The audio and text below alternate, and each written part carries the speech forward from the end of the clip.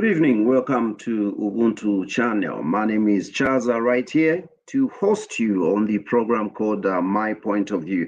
And tonight we do have stories that we shall submit to you. Then you get to react or get to give us your opinion or viewpoint as regards, the stories that we do have. And on the program, I'll be joined by Mr. Mukelebai right here to help us, get to review and submit our views as regards the stories and headlines of the week that we do have. And not forgetting CJ Chibonta Jule will be joining us a little later. And not forgetting Himba Malambo. For now, I do have Mr. Mukelebai. Mr. Mukelebai, good evening and welcome to the program. Good evening, Chaza, and good evening, viewers. We are back again to check on what is happening, what happened during the week. So we are looking forward. Hopefully something good and positive happened in our country. Surely it's actually nice to be back indeed. Without, much ado, let's proceed and have a look at the first story that we do have tonight. And we get to see you on the other side.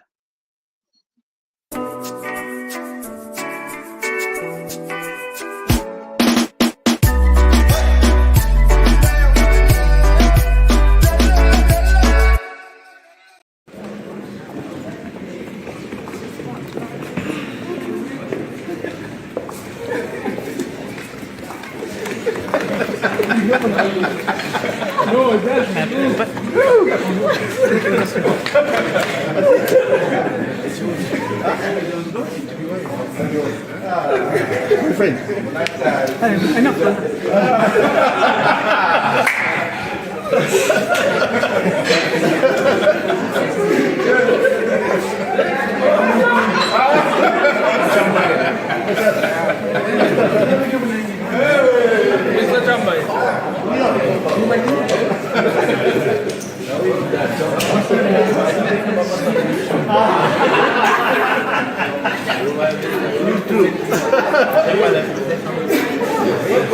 Of course.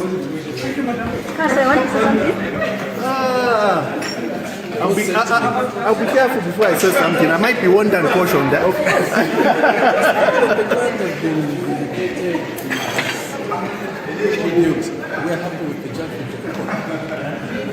Yes, there was never any doubt about the innocence of our client. Yes, but luckily for us, matters are not decided by releasing and verified press statements or warning and cautioning of lawyers. We waited for a day in court and our client has been acquitted. So we always believed in the justice system. So that's all we have to say. okay. Thank you. Thank you. Thank you very much. Thank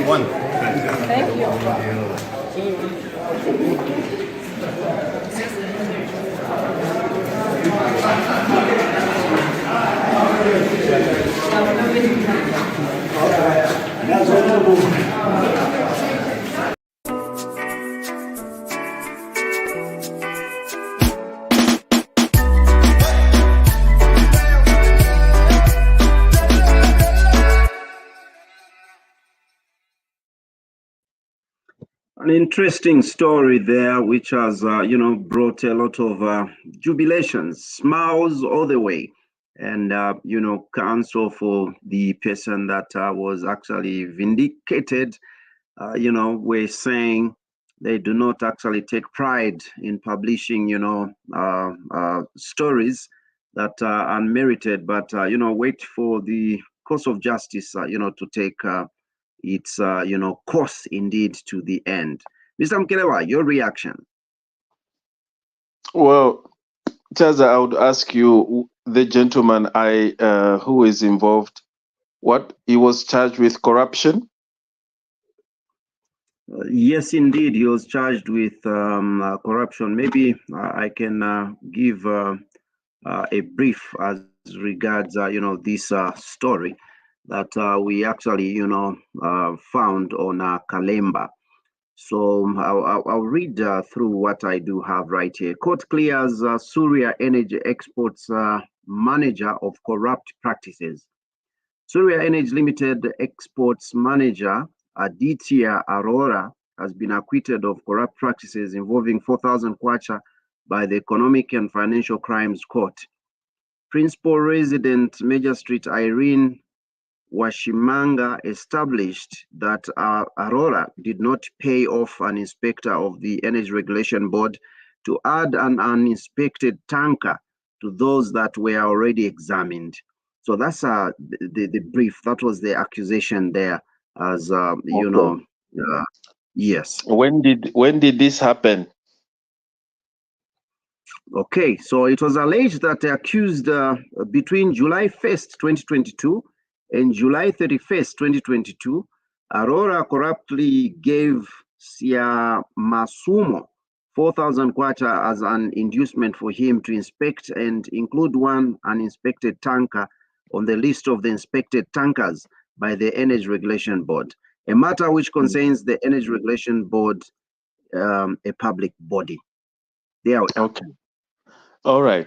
Well, that's what we talk about when we're talking about promoting the rule of law. These are the dividends of promoting the rule of law, that we do not take matters on social media and start seeking for public sympathy, even when you know you are guilty or you are not guilty. Like that gentleman, the lawyer, said that you don't have to rush to the media and say you wait until they have their day in court, and the court vindicated them. To me, that is a positive way of dealing with matters, not what we see. Those who are charged with corrupt charges busy crying claiming that they're being persecuted, when the allegations they are leveled against them. Instead of them wait until their day, go to court and argue out your matters. I'll give an example of you remember this, is it the seizure or something like that happened with the Emmanuel Mwamba, where the SCC came to visit him. He has been all over explaining, exculpating himself in a public media, in a public court. What is it that you are doing? You are weakening your case, or you are just preempting your case? Even when you are innocent, you don't go there and start crying the loudest. We have never seen that gentleman, that manager that has been acquitted. We have never seen him on social media crying, complaining, or doing all kind of crazy stuff like what we see from our other brothers and sisters who are faced with criminal allegations. You wait, you take your time. Justice it takes time sometimes, but when you are innocent, you will be exonerated without any favor or any endurances or any interferences. But what we see, we hear people inviting. They're coming out and start talking, inviting negative talks over a case which is straightforward. So we are very happy. The gentleman is acquitted. That is what we need. When we hear such kind of cases, they went through due process, went through the court without anyone uttering any case, any issue, and the matter is even disposed of by the court. The guy is walking scot-free. That is what we expect. That's what we want. If he was found with a case, he would have gone in. He would have gotten into in prison. But he's lucky. He's exonerated. He's out. He's off the hook. So he's now innocent. Now it's up to him if he wants to pursue the other avenues of suing, either for malicious prosecution. However, you have to come up with a good cause for suing for malicious prosecution, because the police or the prosecutor had a probable cause for prosecuting the gentleman. Unfortunately, through the trial, we don't know the details that were in the trial. Probably he's been acquitted on technicality. We have no clue unless we see the judgment. But otherwise, it's congratulations to him for winning, for having been found with no case. But now we await for the cases of Madam Esther Lungu and other people who are charged with corrupt and obtaining money by false pretenses or found in possession of unexplainable properties or failing to account or having properties suspected to be proceeds of crime. We are waiting for the court to vindicate those people, to scot them free, instead of them coming onto the public media crying for public sympathy, crying that we are persecuting. Go to court. Nobody's persecuting you. You are being prosecuted. Prosecution and persecution, they are two different things. So let these guys who are charged, imwe mwe bali mu makoti nomba mumukwete emirandu mu koti ikale nifye panshi, leave the social media business, go and answer your cases just the way we have now seen Abena Kampyongo, the way he's quiet. Abena, who are these? They've gone in hibernation waiting for their matters to be dealt with by the court. That is how it ought to be done. Not Lyonse mpakanwa pa social media. To me, those who are doing that are the guilt ones. Mostly, those are the guilt ones. Anyway, we should just thank the government, the prosecutors, and the defense lawyers for having done a good job. And at least he went through the normal process and somebody is found not guilty. We have no problem with that. It is the court that has exonerated him. So who are we? If the state wants to continue and they want to appeal, let them go ahead. Otherwise, in such matters, it's rare for the state to appeal unless they have a proper evidence. Otherwise, that's my take. All right, Mr. Mkelebai, I think I do actually agree with you that what we have seen from this case, we take a leaf, and it is not a good thing, even just to have people that are accused, coming out in the social media, and just by mere professions and utterances on social media is actually contempt, and it would be a good thing to see some people that are contemptuous, being brought to book. I actually, think so. Yes, that's very wonderful. That's the way to go. Yeah, there must be some, punitive measures to be taken against he who goes, against the court, the will of the court. If something is in court, it doesn't need to be discussed, at any platform at all, as provides the law. At this point in time, let's move on to the next story, and we shall see you on the other side.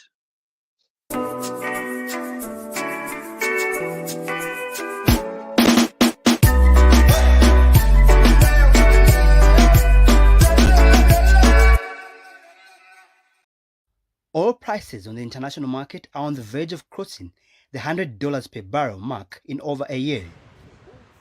Energy expert Johnston Chikwanda says this has been caused by Russia's decision to hold export of petroleum products. Russia has decided to suspend exports of fuel into the global market because Russia is a very big player which contributes almost a third. So to take that decision, quite unprecedented, is something that is going to have petrifying effects on the global markets. Dr. Chikwanda says the consequence of Russia's decision as one of the world's largest oil producers has spilled over to Zambia.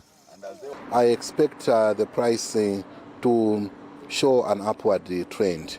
And that kind of scenario is likely to continue. So we need to brace as a country. These are fundamental factors that are happening beyond our borders. The Policy Monitoring and Research Center, PMRC, says Zambia as an oil-importing country cannot escape from the spillover effects of increasing prices on the international market. There will be an increase in terms of the cost reflectiveness of the pump prices of both diesel and gasoline and other associated petroleum products. The impact will now be able to trickle down to the cost of production of goods and services. On Wednesday, during a press briefing in Ndola, the Energy Regulation Board, ERB, cautioned citizens against expecting reduced petroleum prices as measures that are currently being implemented to influence the price of fuel will not accrue immediately.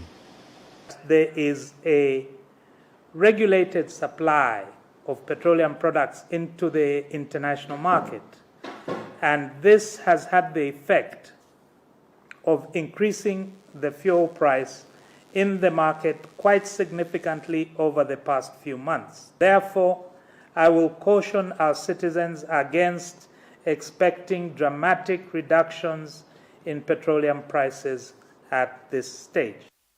Masauso Mukwayaya, ZNBC News, Lusaka.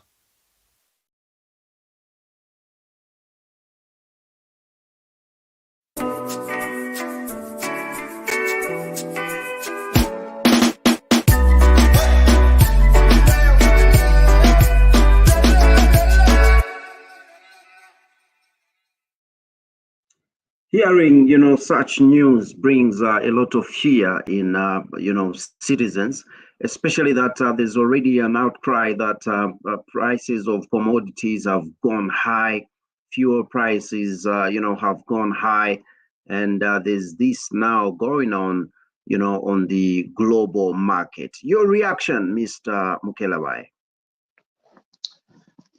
Thank you so much, Shaza.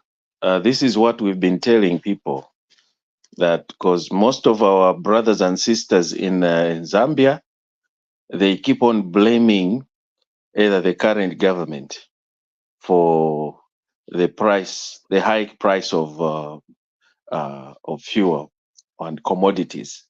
Yet we are forgetting about other external factors, that we have a lot to deal with. And there's war, which has really affected the whole global. And when we tell people that you are not the only one that are facing these expensive commodities, as they purport the so-called opposition, people think, no, we are just being political. We are just praising this government for no apparent reason.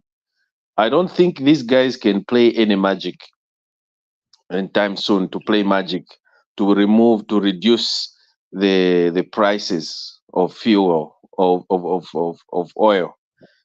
The price will continue skyrocketing for as long as the Ukraine war is on.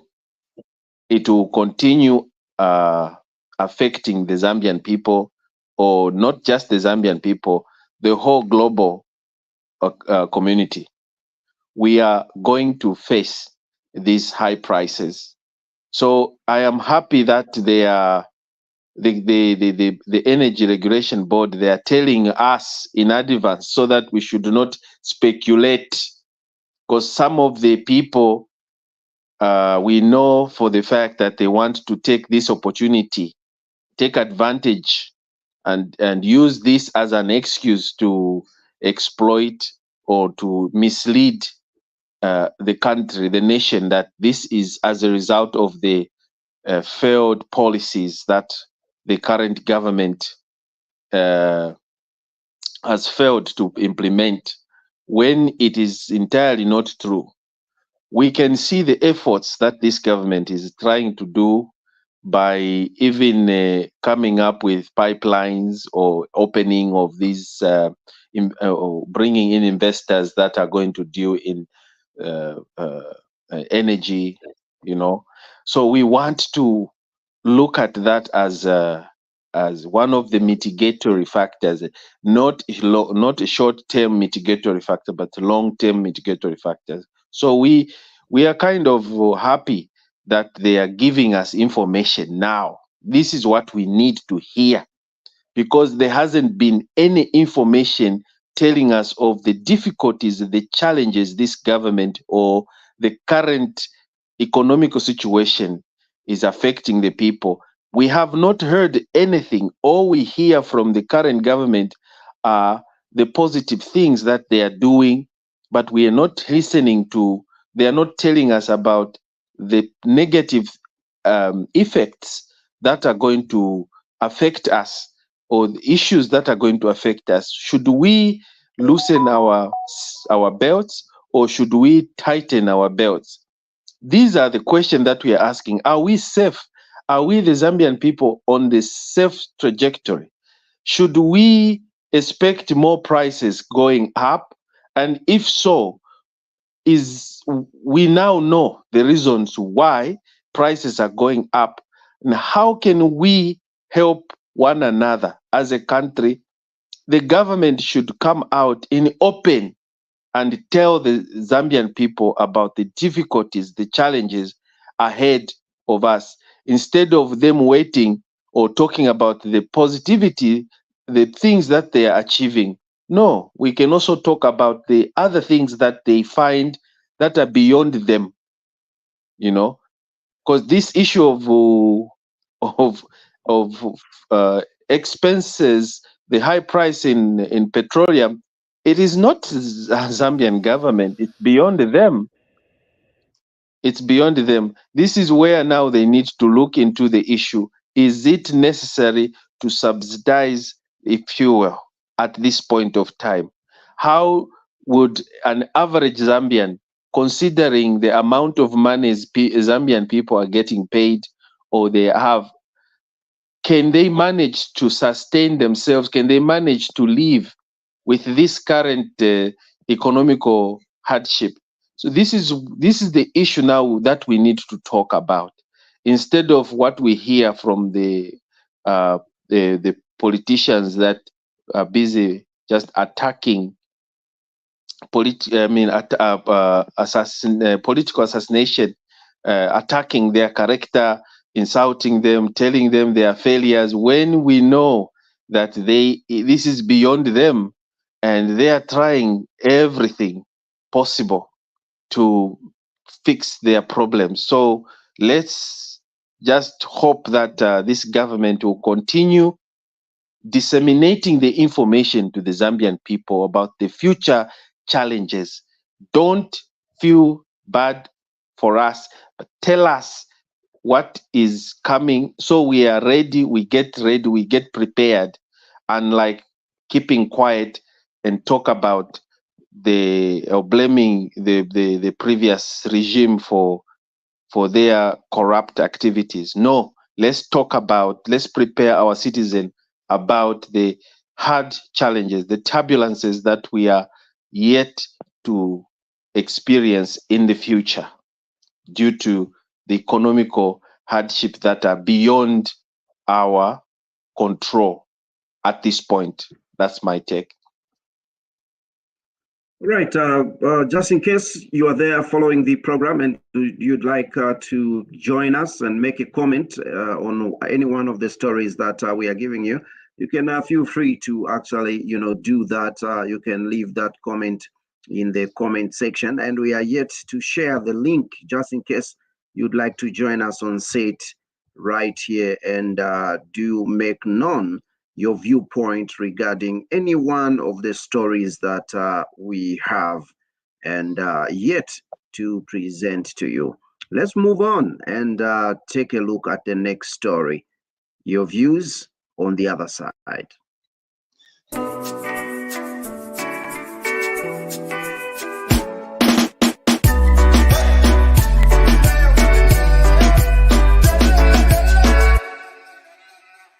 A morning after a night of unrest, riots, breaking of both private and university property at the University of Zambia UNZA Greatest Road campus in Lusaka. Evidence of the unhealthy happening is visible and clear, with piles of garbage dotted in different places, including the UNZASU President's Hostel, so I'm told. Coming not only with the bare-handed, with dangerous weapons, such as knives and even hacksaws, and a number of other dangerous equipments which were even enabling them to destroy any form of properties around the campus. And our culture as University of Zambia students is that we do not destroy any of our property at whatever point and regardless of whatsoever situation. The students' populace is in limbo over the future of the remaining part of the semester. I've got a lot of people who are depending on me because I don't know whether what happened yesterday is going to lead to a closure. I don't know about my future. Okay, what has happened, it is not okay. And to the extent where property has been damaged, I think this is going to cost the university a lot of money. Fear is that we don't know what the management is going to make a decision over what has transpired. Yeah, so we don't know what is next, but our worry is that the decision itself actually should not be of negative impact to our education. The riot is said to have erupted after the deferment of the UNZASU elections due to the alleged unavailability of funds. Police, however, keeping vigil of the situation. We did apprehend 5 University of Zambia students and 5 persons in relation to the riots that occurred at the campus. The more than 500 students actually yesterday rioted over the cancellation of the 2023 University of Zambia Students' Union elections, which were due to financial challenges. They went ahead to block Greatest Road using drums, stones, and bent tires on the road, and also started stoning motorists. Patricia Mapiki, ZNBC News, in Osaka.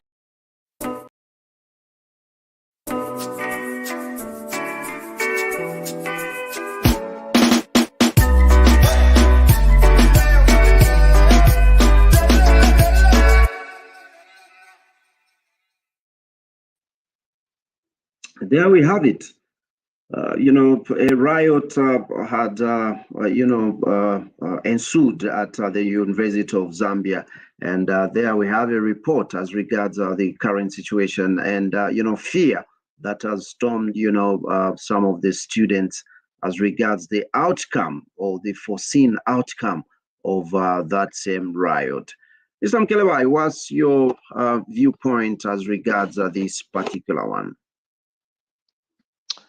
Thank you so much, Chaza. When sometimes I laugh when I hear the concerns that the students now, after math, are now showing concerns of the destruction of property, when they had all the time on this planet to think about what they were about to do and the ramifications, the consequences. Already, the reason why UNZASU, the elections did not take place, the reason why they cancelled, because this was due to the finances. But the students chose not to understand or accept that excuse. They went ahead. You are having financial problems, and then you go right ahead and start breaking, meaning you are now going to cause more financial difficulties to the situation that you are trying to protest against. So now it means that their protest was actually of no use. If anything, their protest has brought more injustice. It has done more unjust to their school. Now they will either face either closure of the university, or they will be faced with bills which will be divided among the students, all of them, that they are going to pay. So meaning the next semester when they come, they will come with a bill, there will be an extra bill for the things that they broke. And if the university does not repair and have the money to repair the things they broke, it means that the university has to close, because they are not, the place is not going to be habitable for human to be there. And you know the consequences. So if the blockage, they broke the taps, they broke a lot of things. I saw what they broke, a lot of things there. They damaged a lot. And that is going to cost colossal sum of money. So who is going to pay at the end of the day? The very students. If it was me, I was the chancellor, I would simply prepare a bill for each and every student to pay. They must pay for their mistakes, because they know it's among them, the student, who knows who even started the issue. They know who started, they know who to blame for their riotous behavior. So it is going to cost them. Either their academic will be program will be disturbed. It's not us parents who are sitting at home watching. We are just complaining as we are the ones at the end of the day who are going to foot those bills. But at the same time, we are going to simply tell our children, our students, the very student, to be ready to pay for what they did. You can't be going to break properties when you get any dissatisfaction news. You don't, that is not the way to handle matters. That is not the way students that are learning at the highest institution, learning institution, should behave.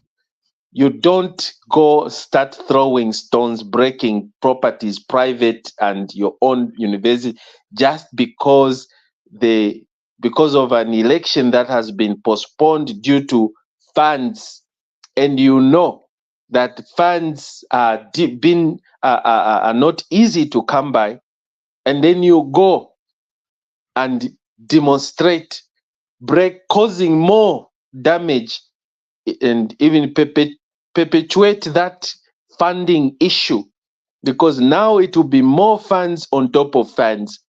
So unfortunately, they just have to wait for the consequences, the decision of management. And me, I would suggest that the management should prepare bills, an extra bill, and put it on each and every student to pay, to compensate for the damage they made. If they can't, let them produce the person that did those acts, because they know themselves how it all started.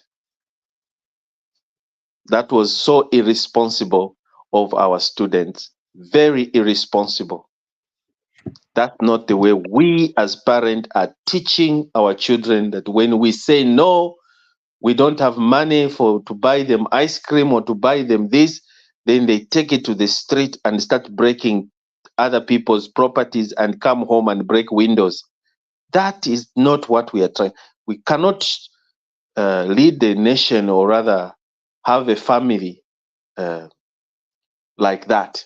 No, we don't do that. You don't. It's a bad example you are giving to the future students that may come. You don't do that. Now you are paying, the tap is going to be given to you to pay more bills. So me, I would suggest that they get penalty. Each student should be given a penalty to pay for destruction of property, whether you are innocent or you are not. By virtue of being a student at the university, that you ought to have simply stayed away or told your friend, stay away, don't, then you are guilty as well. So you have to pay. Thank you. Okay, thank you so much. And I think such behavior, we must take a leaf from what happened at Copperbelt University, where students indeed were made to pay, collectively, to the damage that they caused.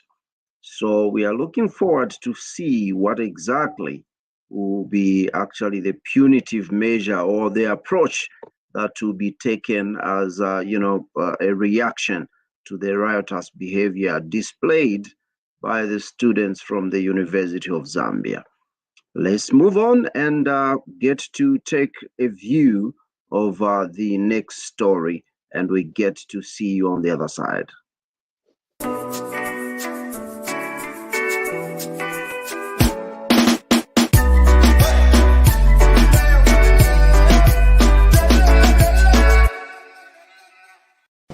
Men at work fabricating several carbon steel pipes to form one single 3-kilometer pipeline. This is the first ever inland fuel pipeline which connects from the main Tazama pipeline running from Dar es Salaam to Ndola. Mpika depot will be supplied by pipeline in terms of diesel, and that will then lower the cost of delivery of diesel to the Mpika fuel depot. The consequence of that now is that most of the trucks, or rather all the fuel required to be delivered to Northern Province, Muchinga Province, Luapula Province, will be picked up from here without having to go to Ndola. The construction of this pipeline is being funded by the Zambian government at a cost of $1.5 million. We are using Tazama employees to construct this pipeline. They will do the whole 3 kilometers, weld it, test it, and lower it into the ground. We are thankful to government for the confidence that government has shown in us to use local skills. ERB board chairperson Reynolds War and the Tazama managing director Davison Tawete conducted a joint inspection of the construction of the pipeline. Instead of running around the whole country with trucks, fuel will be distributed by pipelines.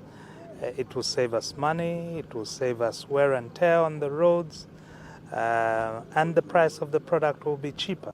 Mr. Wawa says the inland pipeline, which connects to the 6.5 million litres government-owned Mpika Fuel Depot, will be used as a benchmark for future expansion projects to other parts of the country. When we use this project as a demonstration of concept, we can expand this to all of our provincial depots within the country.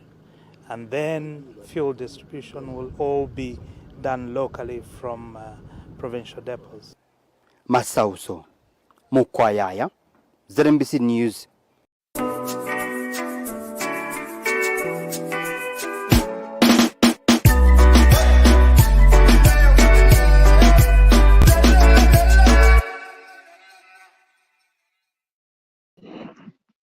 This undertaking is actually bringing a lot of hope as regards, the pump price that, we've been crying about. What is your take, Mr. Mkelewai? Well, Chaza, it's a welcome move. When we hear the government spending such amount of money, such a huge amount of money investing in the pipeline, it is actually one of the mitigatory factors that now they are already on the ground, making progress or getting ready to fix this challenge, this issue to do with fuel prices. It will be the thing of the past. At least we are seeing efforts are being made, and we can't just wait for that day when the pipeline is done, so we start receiving the profit and we start enjoying the dividends. Definitely Zambians will be happy, smiling again. Our roads will have at least will stay, will have a long life, and our fuel prices will definitely come down, because most of other costs that are going to other middle people will be actually cut off because of this good initiative that this government has undertaken. Well, we were happy to see that our money as a country are put to good use. $1.5 billion. That's not. It's not small money. That's a huge amount. We want to see to it that we get profit from that amount. That money needs to show that it's receiving, we are receiving more profits, not just spending such amount of money like we used to see with the previous regime, where a lot of money was spent, and then come to see about let's talk about the dividends. We don't see any profits. The government is just left with a huge bill to pay. And this is where we are. We are currently paying a lot of bills that our previous government left, and we can't even see what those monies they used the money for. We don't see what they used the money for. Right now we are paying heavy price due to that. So we don't want the same problem to happen. We want to see to it that that $1.5 billion should yield some profits in terms of the fuel prices will go down, in terms of transportation of fuel. We won't delay, and we have availability of fuel in our country. We don't want to go through what we have been going through for the past 10 years. So to me, it's a very good move, and we just have to hope for the best, that this country, our country, is moving in the right direction with the right leadership. I think we are heading there. The prices definitely will be the thing of the past. We will never cry forever. That's what I can say for now. All right, Mr. Mkelewa, thank you so much. And indeed, this is so progressive. Personally, I'm actually looking forward to seeing that project, to fruition, so that we get to benefit of it. Let's, go to the next story, and we are back on the other side.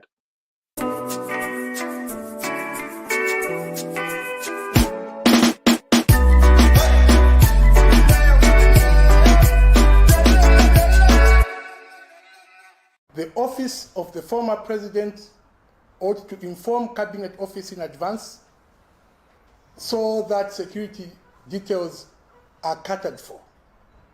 This requires also officers traveling ahead of the former president. Now, we have heard assertions of people saying it is a private trip. It is paid for by the sponsors or the invitees, and it is of no cost to the government, and therefore he ought need to inform the government. It doesn't work like that. Even if he has been invited and the people inviting him are paying for his costs, government will still have to run through the prescribed protocols and security. He is a former head of state. A former head of state is a depository of our state secrets as a country. Therefore, he cannot go to any jurisdiction that he feels like minus informing the state, because the state has to secure him as a person and also secure the secrets that he has.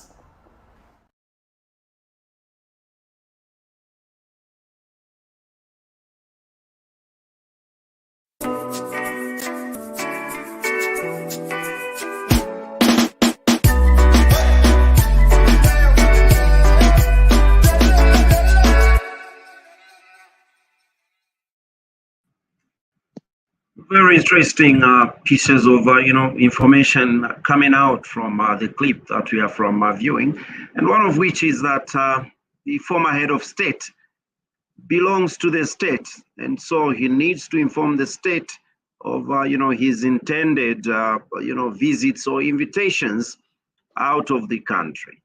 Mr. Mkelebai. Mr. Tabo Kawana, he's very right. And it's not just because he said it, because it is coming from his personal understanding. No, he's saying it because it's the law. It's the legal requirement. Edgar Changwa cannot just travel anyhow without going through the protocol as we have heard. The problem that we have with this government, the former head of state, is that he is getting advice from almost everyone. Just because you call yourself a lawyer does not mean that you can give proper advice. Most of these lawyers, these young lawyers who have never sat with the former head of state before, they have never experienced a case or the law or any case relating to former presidency. You find they're the ones, just because you wear a suit and you call yourself a lawyer, then whatever you say should take precedent or should go. The mistake is what Edgar Lungu is making, is that he's getting legal advice from these young and very a little bit I don't know how to put it, from these young lawyers who are overzealous, who thinks now that they are now big shots just because they rub shoulders with him. You see, the head of state is the head of state. He has retired. He has a lot of top state secrets, and there's no way you can allow such a person loose to go and start interacting with other international countries, other international other countries, without having a clearance from the country of origin and the country where he was heading. What happens if Walungu was going there and on the way is kidnapped? What happens if something happens to him while he's there in Korea or wherever he was supposed to go? What would have happened if he was killed? He gets killed. Who will be responsible? The very people who are saying this is a private mission, is paid for other private. You can see, you can even hear the reasoning behind their justification is just so childish. That because it's not the government paying for his trip, therefore he shouldn't. No, that to me, that is so wrong. So wrong. Well, Edgar Lungu is being misled, and he has been misled for so many. And the sooner he realizes that he's rubbing shoulders with children that have no clue on how to handle an ex-president, the better for the country and the better for him. Right now, he claims to be retired out of active politics. But what we see on the ground, it's the opposite. We still see him active, even throwing symbols. What does that mean? The government that is looking after him is the new government that ousted him out of power. But because there is the law, they have to protect him, whatever it takes. Whether he was a bad president or he was a good president, he is the former head of state and he needs to be protected. And he cannot just jump on a plane and go anywhere he wants. That's why you find that even this issue of Zimbabwe issue is coming hotter, because the former head of state is busy going around and talking to other states about issues that are not here and not there. It's dangerous You cannot go and start either talking to the people who are planning bad things to the government, and they invite you. What happens if they start talking about how to topple, because they know the office? He knows everything about the state, how the government operates. He was the head of state. He knows the commands. So we don't want Walungu to continue behaving in the manner in which he's behaving. Let him get his office in order. The office of the former president must be fixed so that at least he need proper, well-trained personnel that can technicals that can advise him on how to what to do, when to say, how to interact with the community. Otherwise, he's losing it, and very soon he may even put this country on fire if we are not taking him or handling this man with care. He may actually do something terrible. So we need to be very careful as a country, and the government should not just sit and let young lawyers misleading the whole entire ex-president.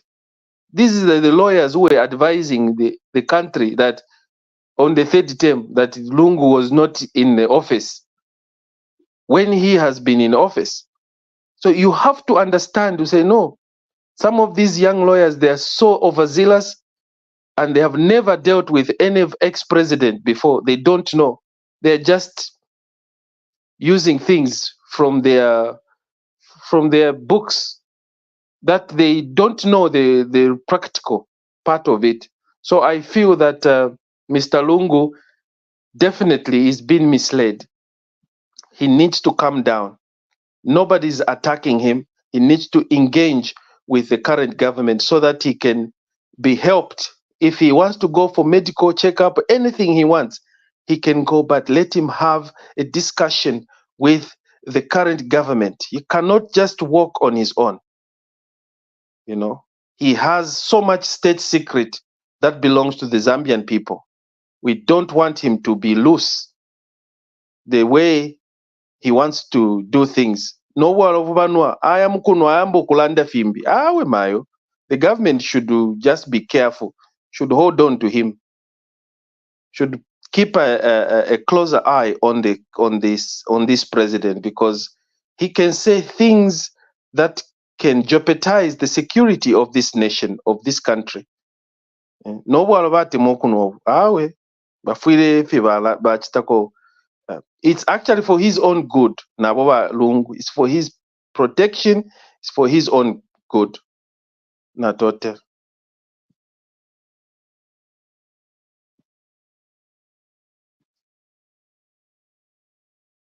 You are muted, Chaza. Sorry about that. I didn't realize I was actually on mute.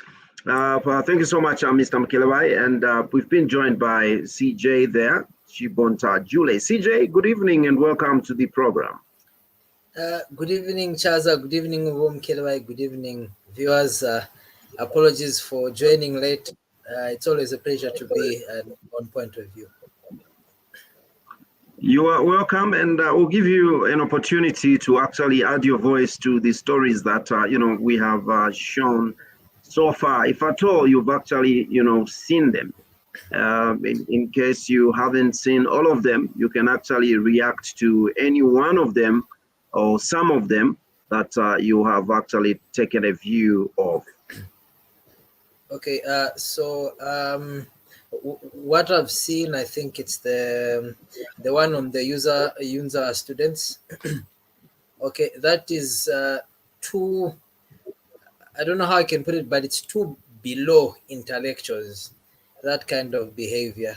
I think there is need to relook at the way students' union run,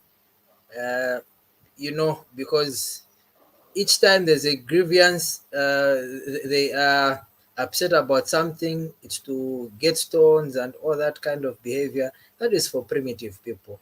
Intellectuals sit down, reason, discuss, okay? that kind of behavior. Yeah. So there is need to relook at the way these unions run, and also I think punitive measures should be taken so that such kind of behavior is not seen, where innocent people end up getting hurt. They are even damaging their own property, okay? Looting from people that are providing a service to them. That's completely out. I'll end on that one. Then coming to Mr. Director Tabo Kawana, I agree with him. He's very much right. The problem is that in Zambia, everything is politicized. We want to politicize everything, and those in opposition are looking for a quick jab or a punch there. Those in authority also want to make a stance. But when it comes to this issue, the former president is a responsibility of the government, and as such, government has to ensure his safety wherever he goes. Because yes, imagine if he falls into the hands of terrorists, what would happen? Okay, it will be the same government that will say they are very responsible, they are not doing what they are supposed to do. So I think politics should be put aside, and the former president should be able to properly engage cabinet so that some of these things are done smoothly. They've done whatever checks, security checks that they need to do, and ensure that everything is cleared, even for him to travel. Everything is safe where he's going. Everything will be handled smoothly, and even in the return. Okay, so that as a nation, we do not find ourselves in a situation, okay, that puts us on the spot. Yeah, there have been issues, political issues, for example, where the president was, I don't know if it's barred or prevented from going to church on the Copper Belt and all those. But when it comes to international travel, I think let them find common grounds so that if it's giving notice, they engage cabinet so that these things are sorted out well in advance than waiting at the last minute or allowing a situation that can be avoided to be, put there. Because, like I said, everything is being politicized, and there are certain narratives that are being pushed as such things are being done. So going forward, let common ground be found so that even if there's any international engagement, whether it's medical, it is a speech that is going to, let them liaise and ensure that government through the appropriate offices are engaged in time so that everything runs smoothly. I think those are the only two that I can respond to or add my voice to. Thank you, Chaza.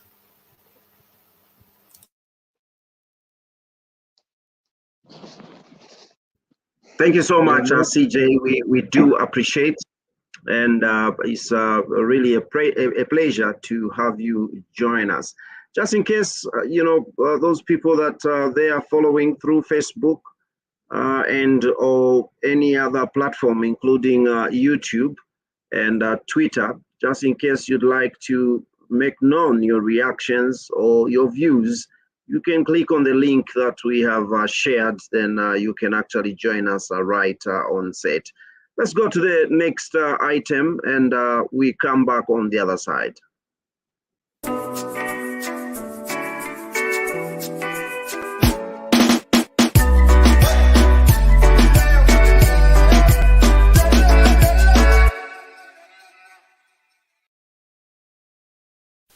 The Nsenga people of Chieftainess Mwanjawantu's area in Petauke district have commemorated the 2023 Kutira Nsembe ceremony. This ceremony is aimed at paying homage to the ancestral spirits for the well-being of the people.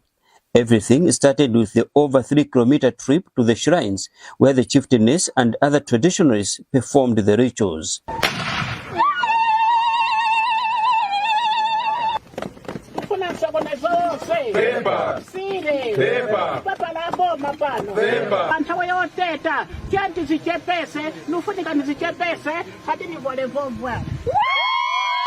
From here, the activities moved to the main arena. Eastern Province Minister Peter Pidi graced the ceremony. Your Royal Highness, government's goal is to unify its people, regardless of our beliefs, denominations, tribes, races, political affiliations, or backgrounds. We are aware about the high prices in terms of mealie meal, and this government is not sleeping.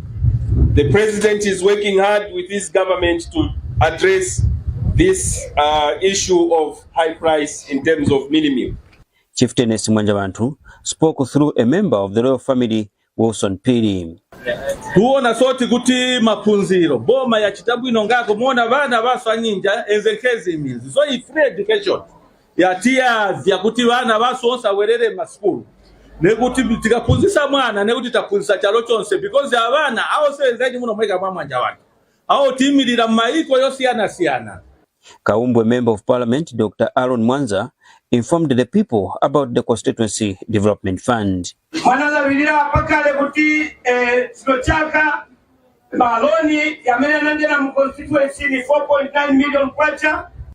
Chiefs from Chipata, Chipangali, Nyimba, Malawi and Mozambique also attended the ceremony. Christopher Miti, ZNBC News, Petauke.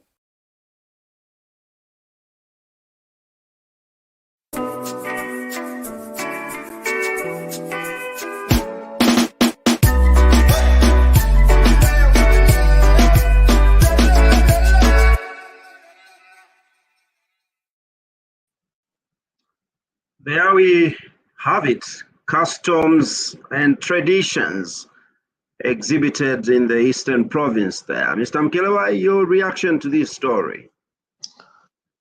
Well, we have to embrace our customer.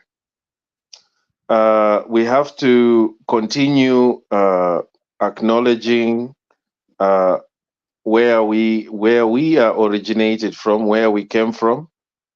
You know, if we do not embrace our custom norms and rules and stuff, then we'll be a lost society. So we appreciate that the government is also engaged.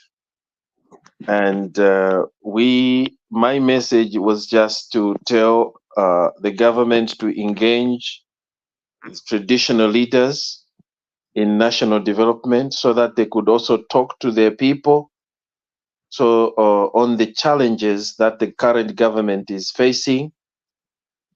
Otherwise, it is important that the Zambian people are given an opportunity to be heard through their representatives, that is the chiefs. And otherwise, there's nothing much I can say over this. It's something that was joyous and it's tradition, and we just need to support such activities whenever they take place. Thank you. Right, and unfortunately, CJ has fallen out due to connectivity. We hope that he comes and rejoins us right here. And there isn't much, as regards this clip. It was more of, informational. And just like Mr. Mkelewa has indicated that we need to embrace, our cultures and, traditions. Let's proceed to the next item.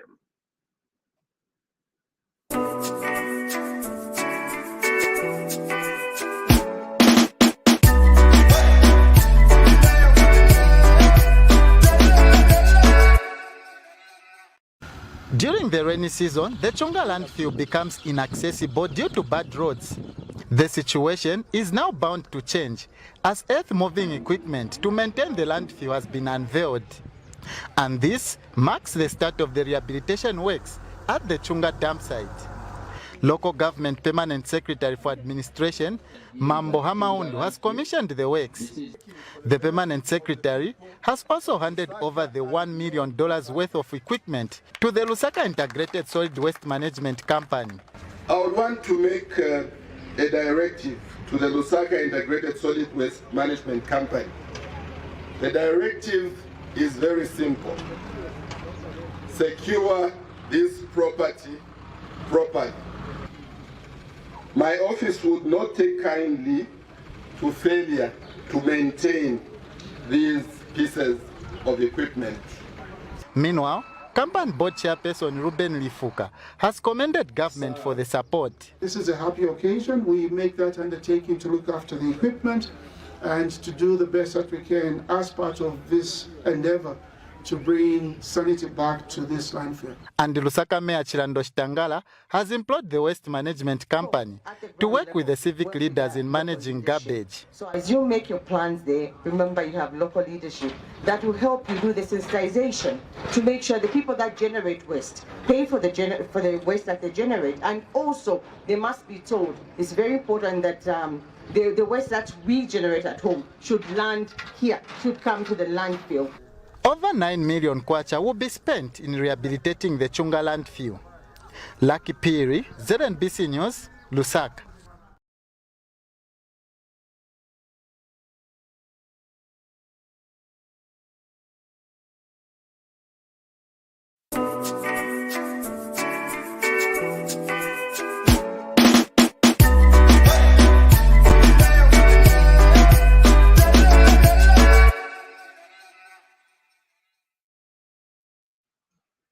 A great thing that is being undertaken and giving us hope yet again for the future. We are yet to see what happens, this forthcoming rain season as regards, the dump site, the problems that we've been experiencing there at Chunga. Mr. Mkelevai. Well, the government is doing their job. This is what we need to hear. And these are the messages that we need to hear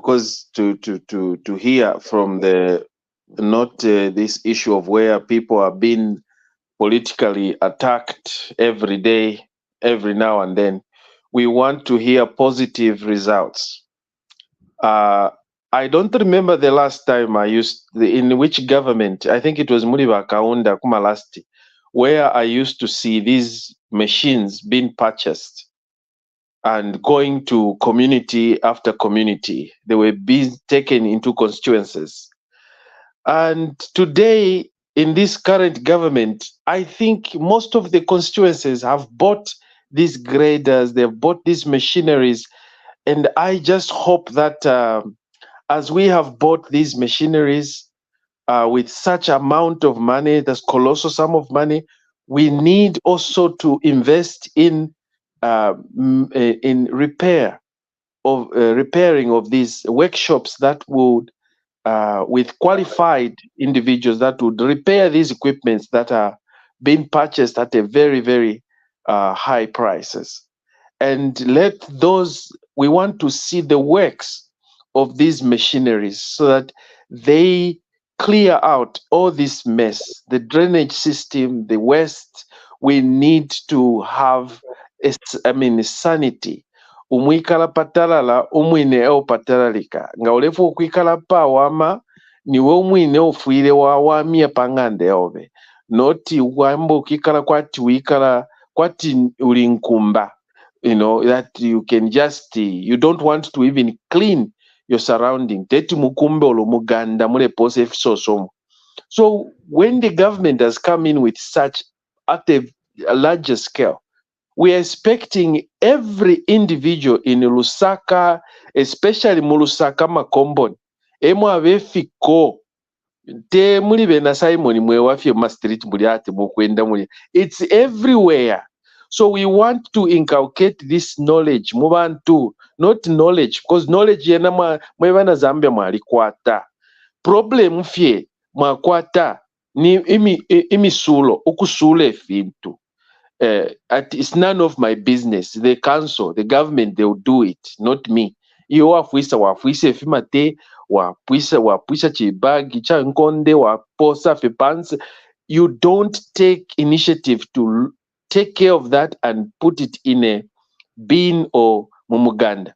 So if we can manage to work like that at a house level, at a community level, at a national level, Lusaka or Zambia fiyonse, people will be looking forward, wanting to come and live in Zambia because they want to come and see how smart and how nice, how clean our people are. We are taking care of the waste. The government has purchased those machines to help us clear the roads, clear the waste, clear the drainage system. We don't want to suffer Korela Mailo. We don't want, when the rain season comes, we don't want to find all these preventable diseases. Bami Pela spoon. We need to use this spoon properly. Not wakupela spoon wavula spoon waposa. Elo ambo kuwonfie minwe. Wala pofie mumala, then you die of cholera. So the best thing is, let us take advantage of these machineries and let's keep them safe. Not that because in a bomber, then again we start struggling. So let us take care of everything that we are given by the government. At the end of the day, it is you and me who is paying for those machineries. So So I think the government, the Minister of Local Government, you're doing well. We have seen the CDF is really working in all the constituencies. So we want to see the clean Zambia by 2024, 2025, until further notice. Zambia will be the cleanest country in the world. Right, thank you. CJ, your viewpoint. Well, it's a good thing that earth moving equipment is being purchased, whether it is through CDF and the like, and we hope that whether it's the councils or the organizations being engaged will make use of this to the betterment of these different constituencies. Talking about the Chunga, I don't know how it's being called, the landfill, whether it's a dumping site or whatever. Yeah, that place is a big problem during, actually not even during rain season, throughout the year, because the road is usually blocked. The last time I passed through there, the garbage and whatever was in the road. There was very small space where vehicles pass, and you even have to partially pass through a cemetery and that kind of a thing. So let them work on that place and ensure that that road is free. Vehicles can use it without any inconvenience from the trucks that are dumping, and let them prevent the companies that are taking garbage there, let them prevent them from dumping it in the roads, because that is a great inconvenience and it's also a health hazard, as has been highlighted by the different agencies. I remember there was even another report that was done concerning the place, because at some point it had kind of there was a report that it had closed down, and a lot of other issues had come up. I would say it's a good thing. We look forward to seeing a good and safe, clean place, and a wonderfully passable road next to that same landfill. Let me end there. Thank you. Okay, thank you so much, CJ. We do appreciate your viewpoint there. And at this point in time, we are getting to take a view of the next story that we have, and we'll be coming to do a wrap on the other side.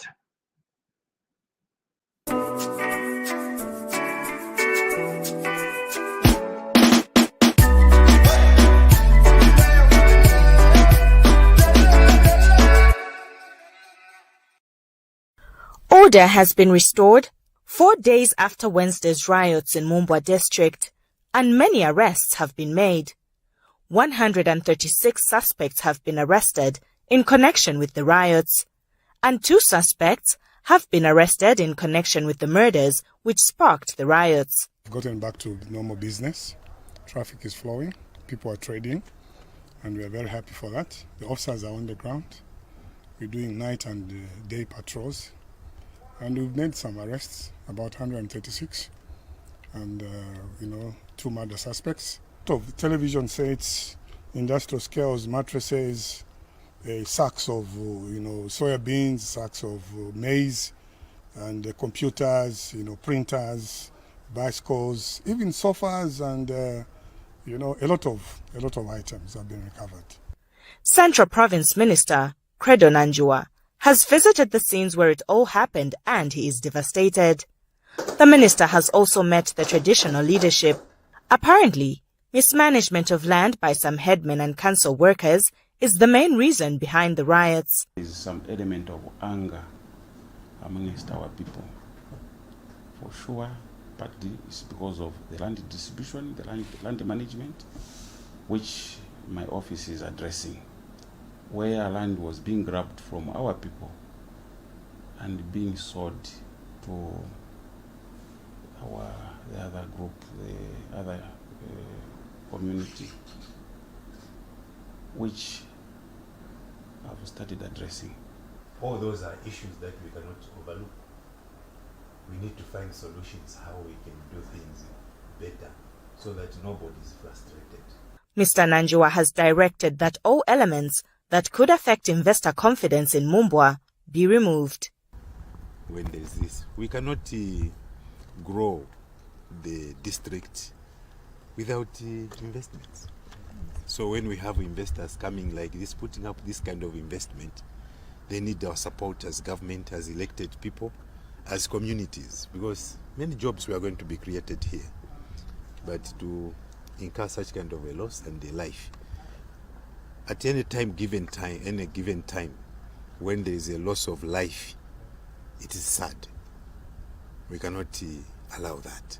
Kasabula Mchimba, ZNBC News in Mumbwa.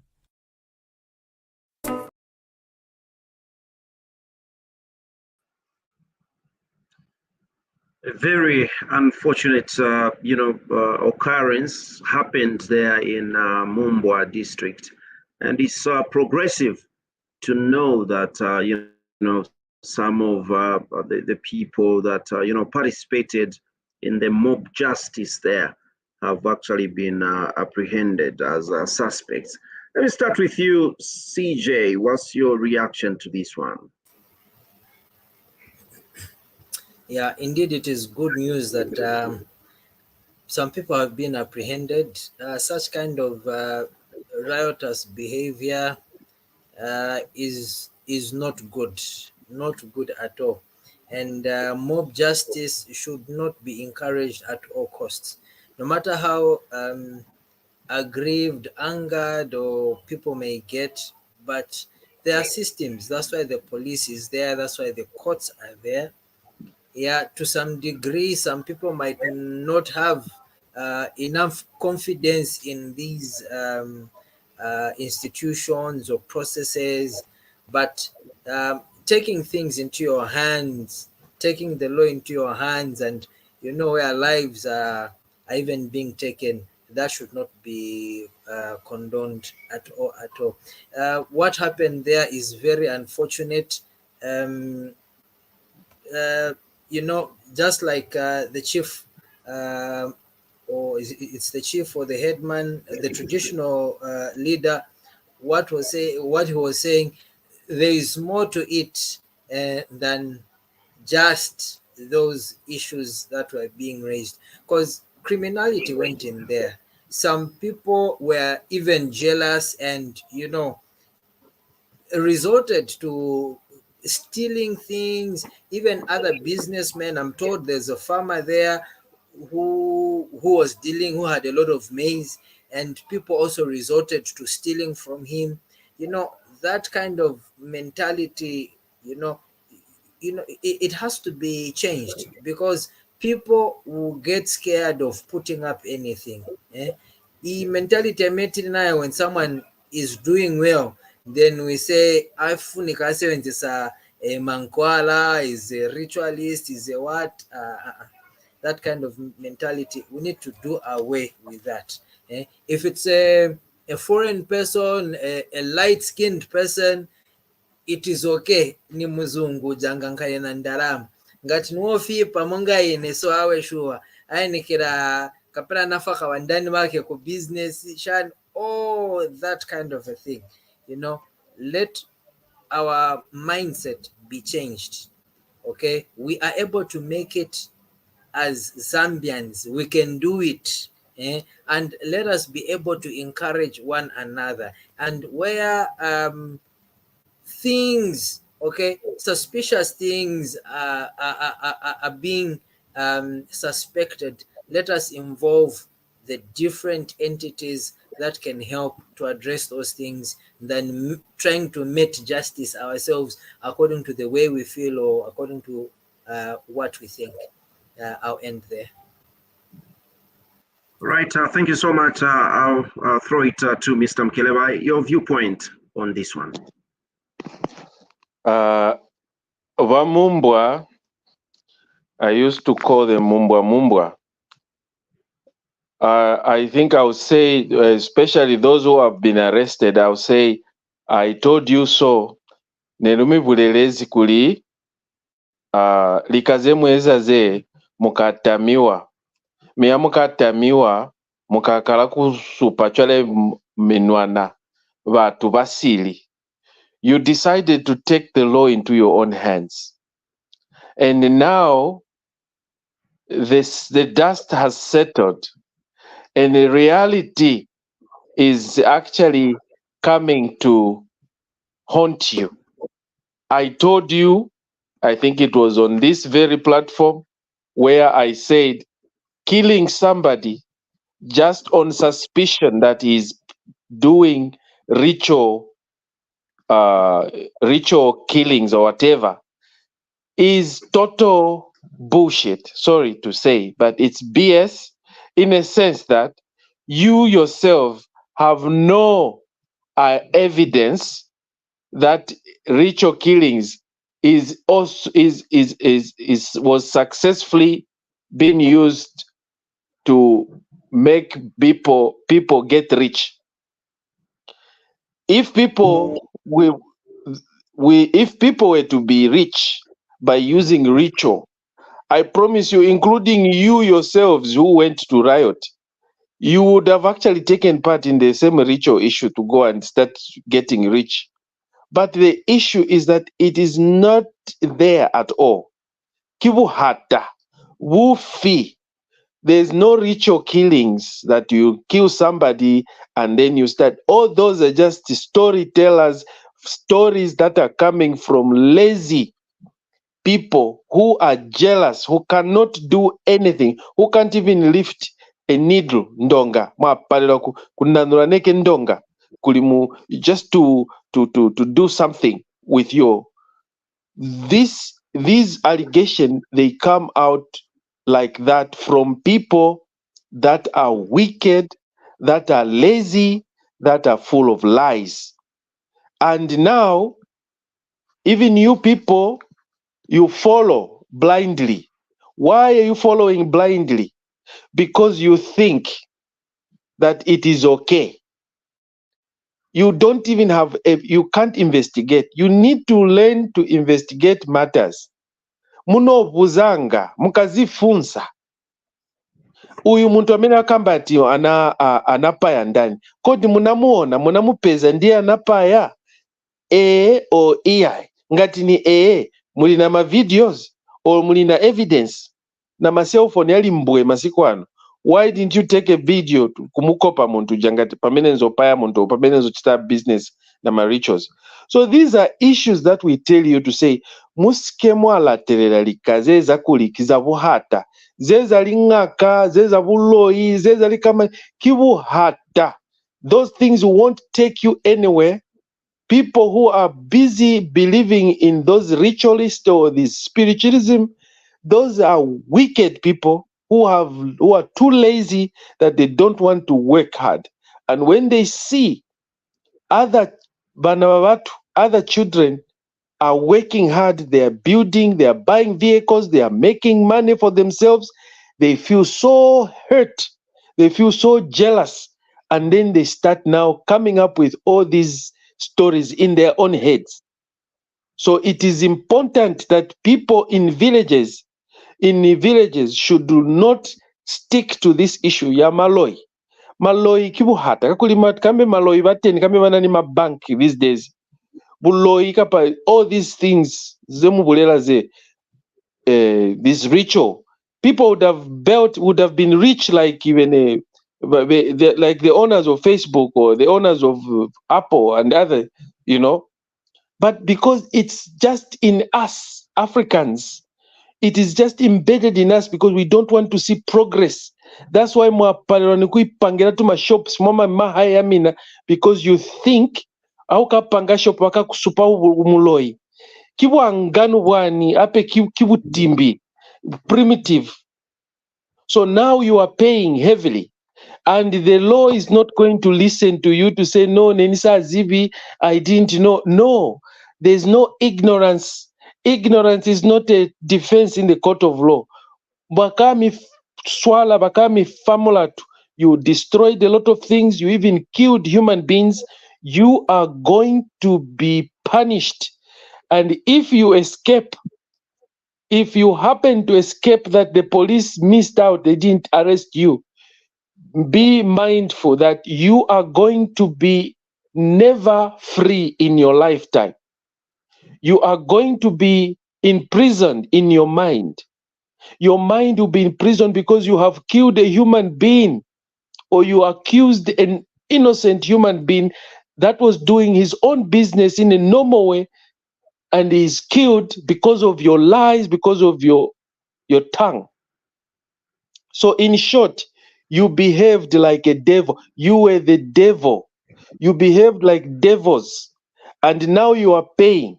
You are going to pay heavily, and we want to see to it that justice is done. That person that you killed, that all the pain and sufferings you've caused on him should fall upon you too.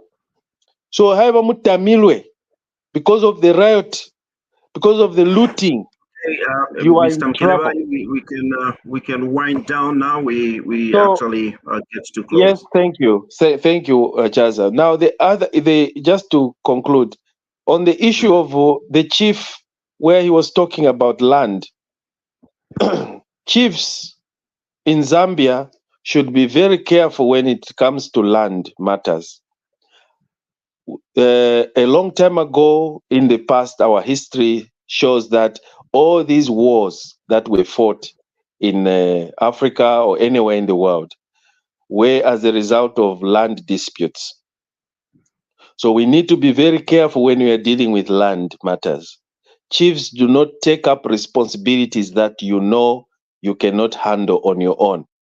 Even when you know that the law provides that you are the custodian of customary land, that does not give you the right to start making decisions. If there's a conflict between you, the chiefs, and the state, the government, find common ground where you can sit and talk about it and resolve the issues to do with land. Land disputes can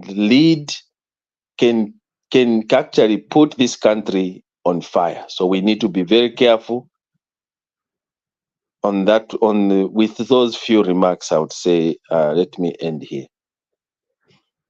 Mr. Mkelebai, thank you so much. CJ has fallen out due to connectivity, and we appreciate the people that have been with us from the beginning of the program, and those that joined along the way and have stayed up to this time around. We greatly appreciate. From myself, Mr. Mkelebai, CJ, and the whole production crew for Ubuntu Channel, My Point of View, we are saying God bless you all, and we'll see you next time.